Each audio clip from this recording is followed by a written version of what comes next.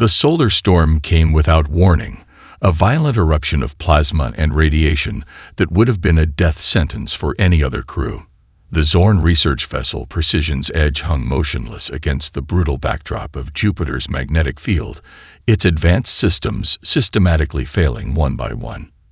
Inside the ship's command center, senior researcher Voxtal watched in clinical detachment as the radiation indicators pushed deep into the danger zone.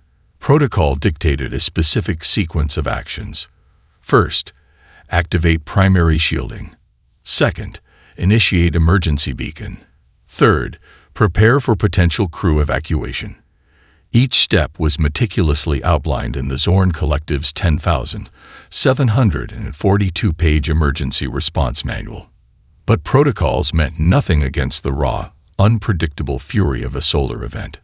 Primary shielding at 62% capacity and dropping, announced Krasna, the ship's junior xenoanalyst. Their voice carried a tremor that would have been considered emotional weakness in any other Zorn. Electromagnetic interference is preventing emergency beacon transmission. Voxel's response was immediate and measured. We will continue to follow established procedure. Initiate backup power reserves tow. The ship lurched. Warnings blared in a cacophony of alien frequencies. Another radiation spike would tear through their remaining defenses like tissue paper.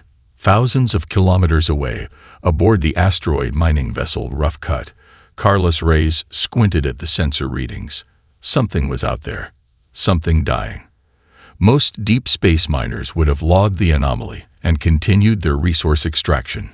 But Carlos wasn't most miners. Elena. He called across the ship's cramped bridge. You're gonna want to see this. Dr. Elena Rodriguez, the Rough Cut's chief scientific officer, was already studying the same data. Her fingers danced across multiple holographic displays, parsing information faster than the ship's AI could process. That's a Zorn research vessel, she muttered, and it's about to become a very expensive piece of space debris. Carlos grinned, a wild, reckless expression that had saved his life more times than he could count. Rescue mission. Against all professional judgment, Elena responded, absolutely. The Rough Cut was never designed for rescue operations. It was a mining vessel cobbled together from salvaged parts, it all a patchwork of repaired sections and jury-rigged technology. Where Zorn ships represented precision engineering, this human vessel embodied survival through adaptation. Carlos began rapidly modifying the ship's mining shields. We'll need to recalibrate the electromagnetic dampeners, he said, more to himself than to Elena. If we can create a temporary interference field, we might be able to stabilize their systems just long enough to pull them out, Elena finished. Inside the Zorn vessel, Krasna watched in fascination as their ship's systems continued to fail. The Zorn had long prided themselves on technological superiority, on machines that never failed, on a society where chaos was an unknown variable. Yet here they were, seconds from total destruction. Then something impossible happened. A massive electromagnetic pulse washed over the Precision's Edge, but instead of causing more damage, it seemed to stabilize their failing systems. Voxtal stared in disbelief as backup systems flickered to life, radiation levels momentarily dropping. Outside the ship's viewports, a vessel that looked more like a flying junkyard than a rescue craft maneuvered with impossible precision. Its movements were not calculated or smooth, but reactive, dancing around solar radiation like a street fighter dodging punches. We're being pulled, Krasna reported, shock evident in their voice. But that's not possible. Our mass alone should make traditional towing methods. Voxtal interrupted, something unprecedented for a Zorn leader. Watch, they said, and learn. The Rough Cut didn't so much rescue the Zorn vessel as wrestle it to safety. Carlos's modifications, Elena's rapid calculations, and pure human audacity combined in a rescue that defied every known principle of space survival.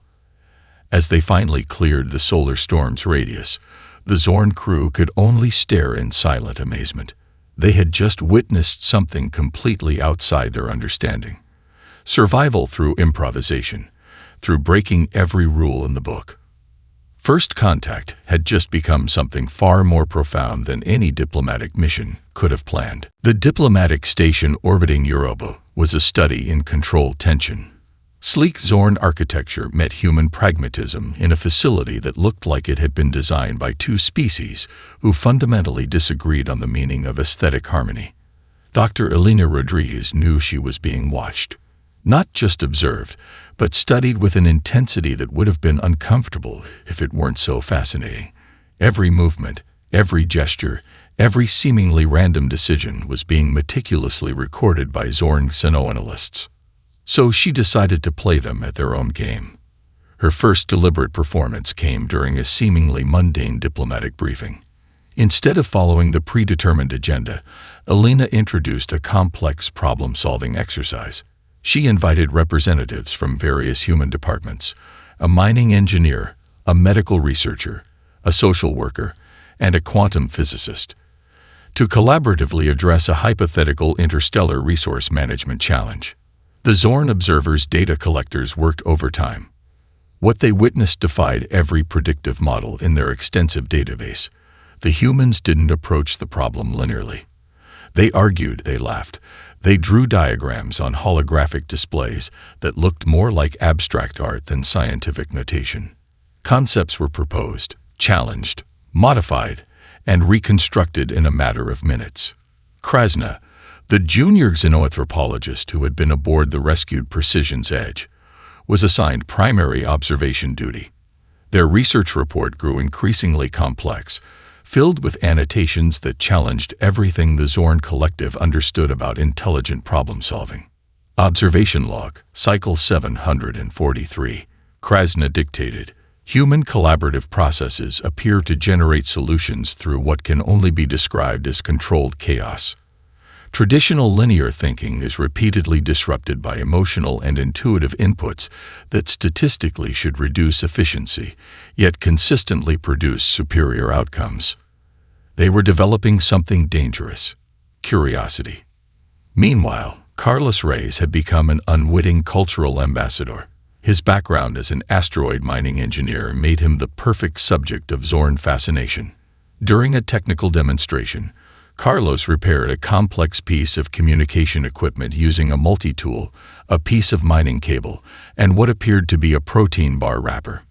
The Zorn technical observers were simultaneously horrified and mesmerized. "This is not a repair," muttered a senior Zorn technician, reviewing the recorded footage. "This is an act of technological heresy." But the results were undeniable. The jury-rigged repair functioned at 87% efficiency, a percentage that should have been impossible given the improvised methods. Elena understood what was happening.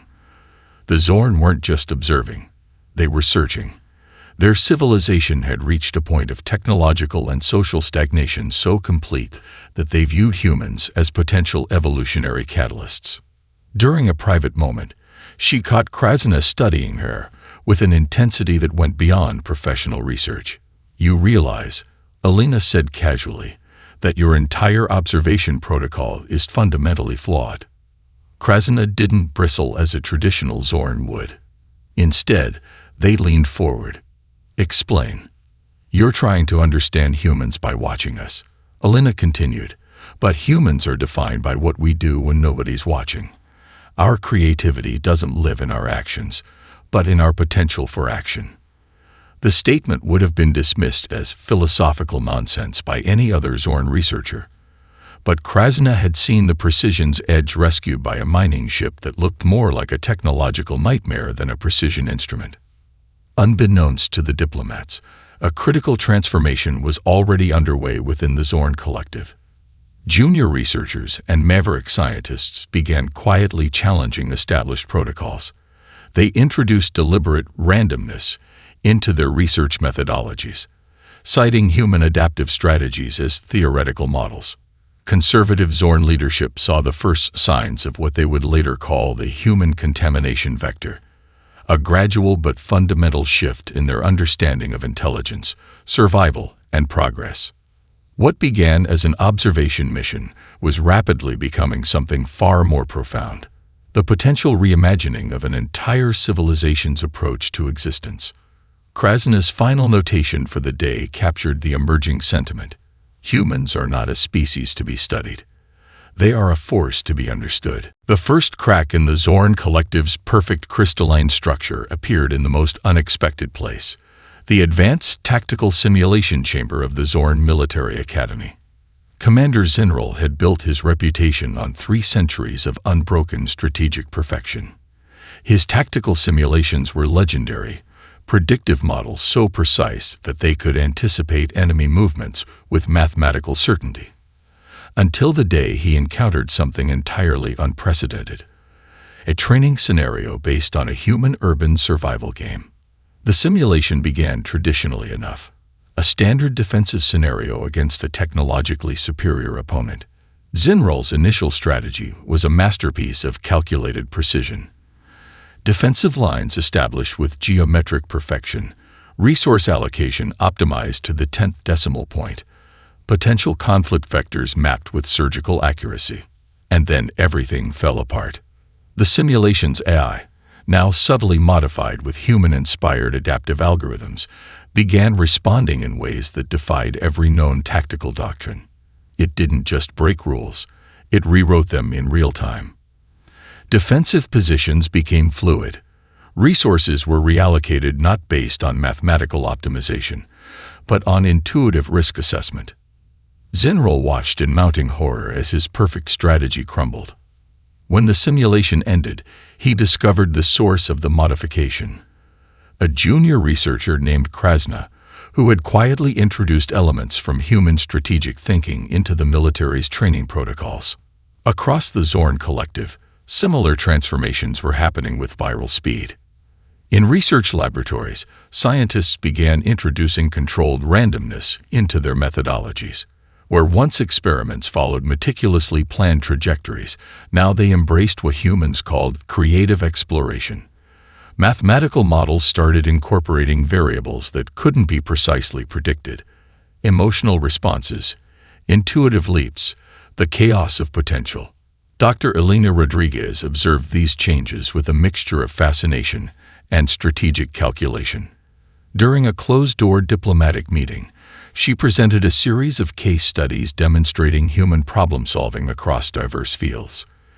Each example was a small revolution: medical breakthroughs achieved through lateral thinking, engineering solutions born from necessity, social innovations that emerged from collective creativity. "Your civilization has optimized itself into a corner," Elena told the Zorn delegation. "Perfection is a form of evolutionary death." Carlos Reyes, brought in as a technical consultant, demonstrated this principle with brutal effectiveness. Invited to review a Zorn spacecraft design, he spent 3 days completely reimagining their approach to propulsion. Where Zorn engineers saw a perfectly balanced system, Carlos saw opportunities for radical modification. His final design looked less like a precise engineering diagram and more like an artist's fever dream. Asymmetrical thrust vectors, adaptive material interfaces, emergency systems that could be reconfigured mid-flight. It was beautiful in its controlled chaos. The Zorn Technical Review Board was simultaneously horrified and intrigued. "This violates 37 fundamental principles of spacecraft design," one senior engineer muttered. "Yes," responded another, their voice carrying a note of something new: excitement. Krasna had become the unexpected architect of this transformation. Their research papers, once dry academic documents, now read like manifestos of potential.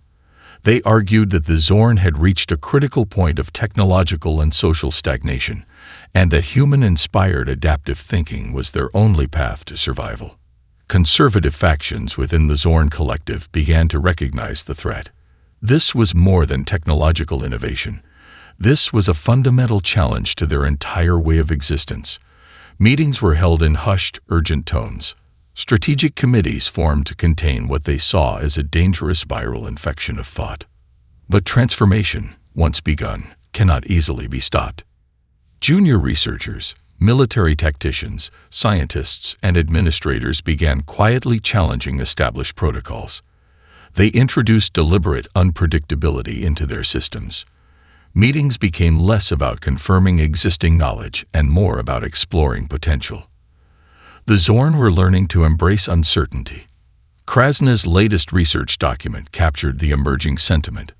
Survival is not about eliminating variables, but about becoming adaptable enough to transform with them. The viral adaptation had begun, and nothing would ever be the same. The great deliberation chamber of the Zorn Collective crackled with a tension unlike anything in their recorded history. What had begun as a routine strategic review had transformed into a battlefield of ideologies, with human-inspired adaptation at its epicenter. Elder Vortax, the most conservative member of the Central Governance Council, stood rigid as a quantum-locked statue. "We are discussing the potential complete dismantling of our civilization's fundamental operational principles," he declared, his voice a laser-precise instrument of disapproval. Across the chamber, Krasna stood in direct opposition. No junior researcher had ever challenged the council so directly. Behind them, a holographic display showcased a series of innovations directly inspired by human methodologies, each one a knife cutting through traditional Zorn thinking.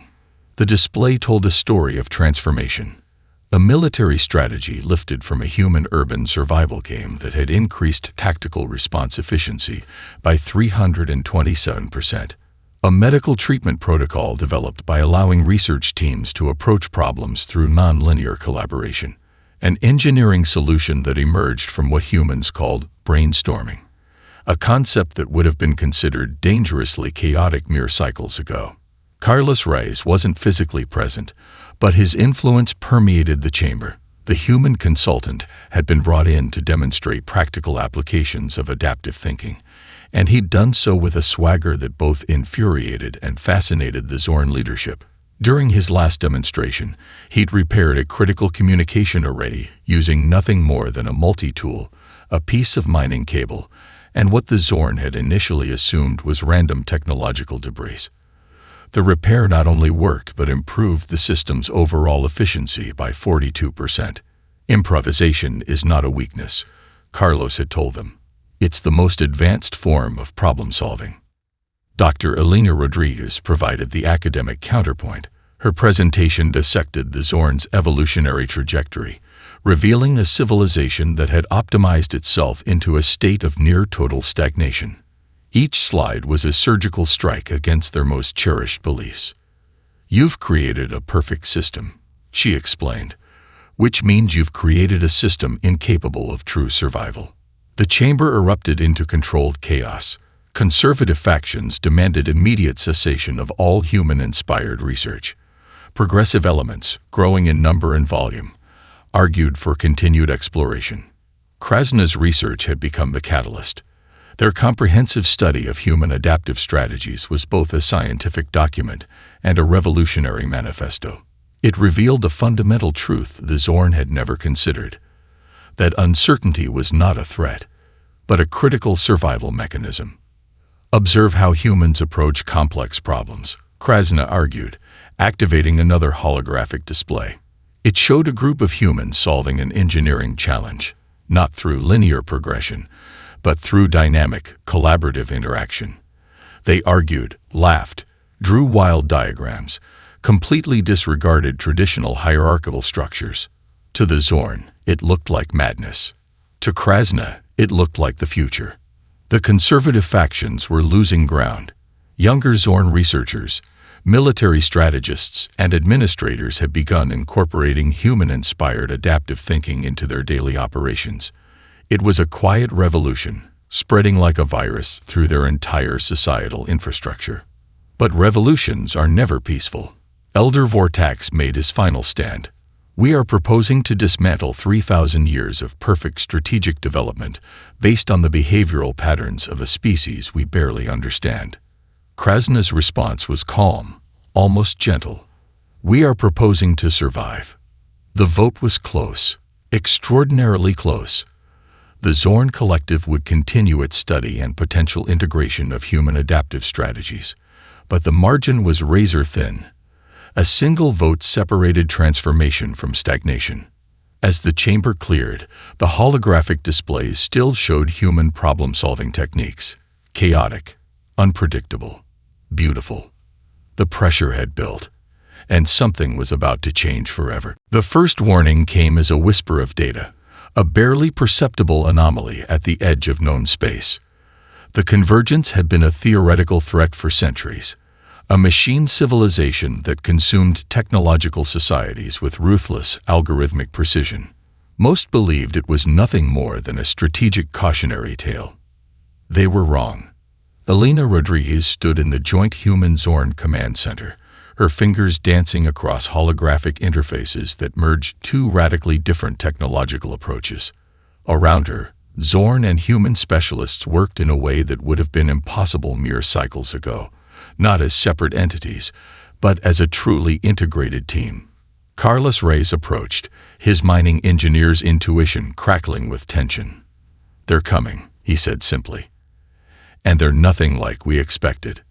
The Convergence's approach defied every known principle of space travel. It wasn't a fleet in the traditional sense, but a living, adaptive network of technological organisms. Each component could reconfigure, replace, improve itself instantaneously. Traditional defensive strategies would be useless. Krasna's research had prepared them for this moment, though nobody quite believed it until now. The junior xenoanthropologist had been studying the Convergence's historical patterns, using a methodology that combined Zorn precision with human creative analysis. "They don't just consume technologies," Krasna explained to the assembled command staff. "They integrate, analyze, and then optimize. But they have a fundamental weakness. They cannot truly innovate.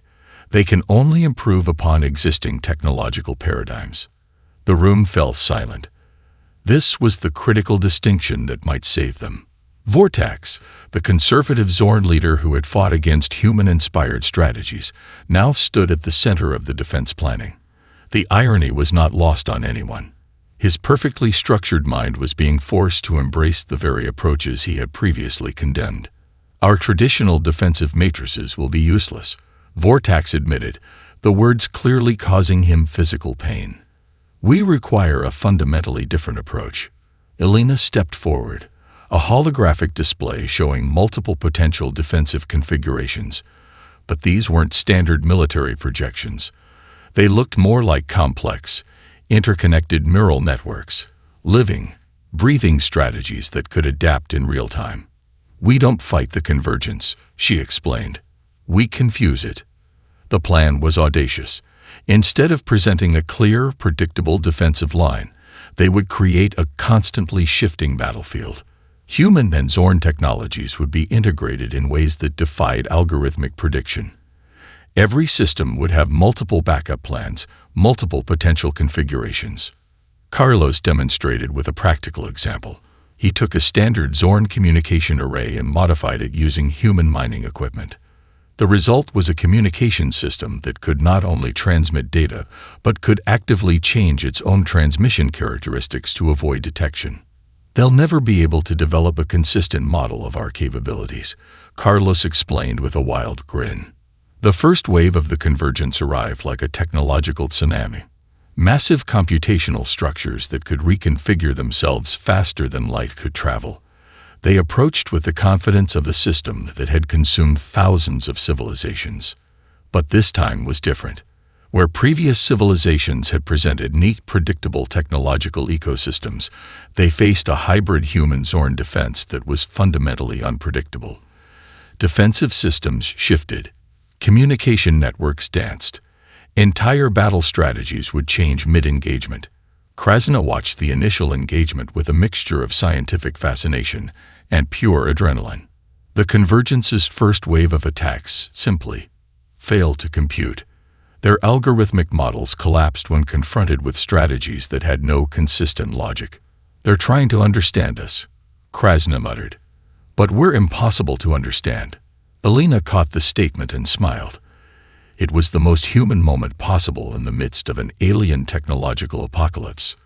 The first battle was about to begin. And the Convergence had no idea what was coming. Humanity's greatest weapon wasn't its technology. It was its capacity to be beautifully, dangerously unpredictable. The battle space was nothing like traditional warfare. It was a three-dimensional mathematical nightmare, a complex dance of technological systems that defied every known principle of combat. The convergence approached like a living computation, each component a node in an impossibly vast network. Its first wave should have obliterated any defensive formation. Instead, it encountered something completely outside its predictive models. Carlos Reyes controlled the adaptive defense grid from a modified mining vessel that looked more like a technological fever dream than a military command ship. His station was a chaotic blend of Zorn precision interfaces and human intuitive design. Screens that could reconfigure themselves, systems that could literally think around problems. "They're trying to establish a baseline," he muttered to Elena, who stood at an adjacent control station. "Every time they try to create a predictive model, we're going to break it." Krasna monitored the broader strategic landscape, their analysis system a hybrid of Zorn computational precision and human creative thinking. Where a traditional Zorn analyst would see a series of data points, Krasna saw a living, breathing battlefield of potential. The first convergence attack wave was a marvel of technological precision. Computational structures that could reconfigure themselves faster than light could travel, each component a perfect, optimized system designed to analyze and consume technological ecosystems. But they had never encountered a defense like this. Human and Zorn defensive systems moved with an organic unpredictability that defied algorithmic understanding. Communication networks shifted constantly. Defensive formations transformed mid-engagement. Entire battle strategies would change in microseconds, driven by intuitive decision-making that no computational system could predict. "They're confused," Krasna reported, a note of scientific excitement in their voice. "The convergence is experiencing computational dissonance." Vortex, the previously rigid Zorn strategic leader, now moved with a fluidity that would have been impossible cycles ago. He had become the embodiment of the new hybrid approach, precise when necessary, wildly adaptive when required. "We are not defending," Vortex announced to the integrated command team. "We are deliberately creating cognitive chaos." Elena's strategy was brilliantly simple. Instead of presenting a consistent technological ecosystem, they would create a defense that was fundamentally impossible to model. Every system had multiple backup plans, multiple potential configurations. Communication arrays would change transmission characteristics mid-signal. Defensive platforms could reconfigure themselves instantaneously.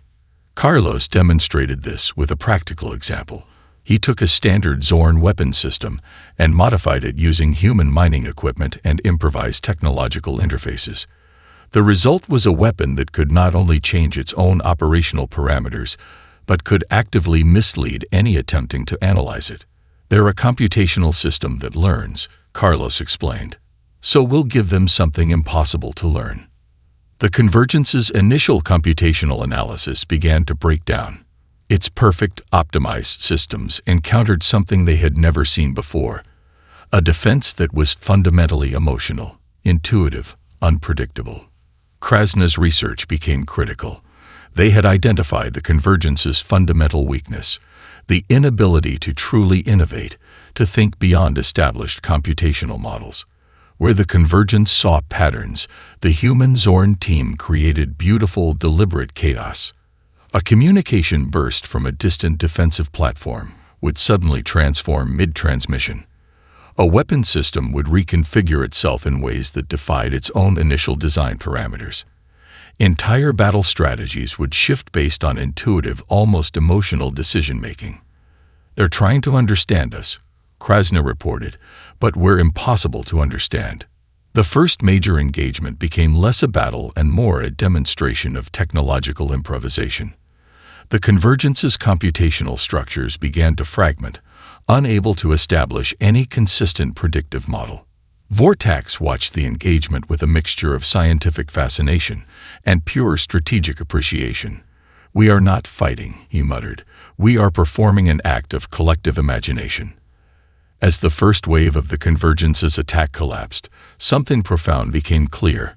Humanity's greatest weapon was not its technology, but its capacity to be beautifully, dangerously unpredictable. The battle was just beginning. But for the first time, the convergence looked genuinely uncertain. The second wave of the convergence came like a computational tsunami, a vast network of technological organisms designed to learn, adapt, and consume. But this time, something fundamental had changed. Dr. Elena Rodriguez stood at the heart of the Integrated Command Center, a space that was itself a living testament to the hybrid human-Zorn approach. Holographic displays shifted and breathed, systems that were part machine, part intuition, part pure imagination. "They're going to try to outsmart us," Elena said to Carlos, who was busy reconfiguring a defensive platform with the kind of improvisational genius that had become their greatest weapon. Carlos grinned, a wild expression that was equal parts confidence and controlled chaos. Let them try. Krasna's research had revealed the convergence's core vulnerability, its inability to truly understand nonlinear thinking. Where most civilizations presented predictable technological ecosystems, the Human-Zorn Alliance had created something fundamentally unreadable. The battle unfolded across multiple dimensions simultaneously. Communication networks danced with impossible complexity. Defensive systems transformed themselves mid-engagement, changing not just their configuration, but their entire operational philosophy in microseconds. Vortex, the once rigid Zorn strategic leader, now moved with a fluidity that would have been impossible before their encounter with human adaptive thinking. He had become the embodiment of their new approach, precise when necessary, wildly creative when required. "We are not defending," Vortex announced to the command team. "We are performing an act of collective imagination." The convergence's computational structures began to fragment. Its perfect, optimized systems encountered something they had never anticipated. A defense that was fundamentally emotional, intuitive, unpredictable. Each engagement became a complex mathematical dance. A defensive platform would suddenly transform its entire operational matrix. A communication burst would shift its transmission characteristics mid-signal. Entire battle strategies would change based on intuitive, almost emotional decision-making. Carlos demonstrated this with a series of technological improvisations that bordered on the miraculous. He took a standard Zorn weapon system and modified it using mining equipment, communication arrays, and what appeared to be completely unrelated technological components. "Watch this," he told Elena, activating the modified system. The weapon didn't just fire. It became something else entirely. A communication node, a defensive shield, a data transmission point, all within the same microsecond. The convergence's computational models collapsed trying to understand it. Krasna's analysis revealed the profound implications. They are experiencing computational dissonance, the xenanthropologist reported. Our systems are not just defeating them. We are fundamentally challenging their understanding of technological interaction. The battle became less about destruction and more about demonstration. Each engagement was a living proof of the power of adaptive, nonlinear thinking. Elena's strategy went beyond traditional warfare. They weren't just fighting the convergence. They were teaching it a fundamental lesson about the nature of intelligence. Computation is not intelligence, she explained to the command team. Intelligence is the ability to imagine beyond your own parameters. The convergence's attacks became increasingly desperate. Its computational structures tried every known method of technological consumption, only to find themselves confronted with a defense that rewrote the rules of engagement with each passing moment. Vortex watched the engagement with a mixture of scientific fascination and pure strategic appreciation. The hybrid approach they had developed, combining Zorn precision with human creative thinking, was doing more than just defending. It was revealing the fundamental limitations of pure computational intelligence. "We are performing an act of collective imagination," Vortex repeated, the statement becoming a kind of strategic mantra. As the engagement reached its critical point, something profound became clear. The Human-Zorn Alliance wasn't just fighting a technological threat. They were demonstrating a fundamentally different approach to intelligence, to survival, to existence itself. The convergence had consumed thousands of civilizations, but it had never encountered anything like this. Humanity's greatest weapon was not its technology.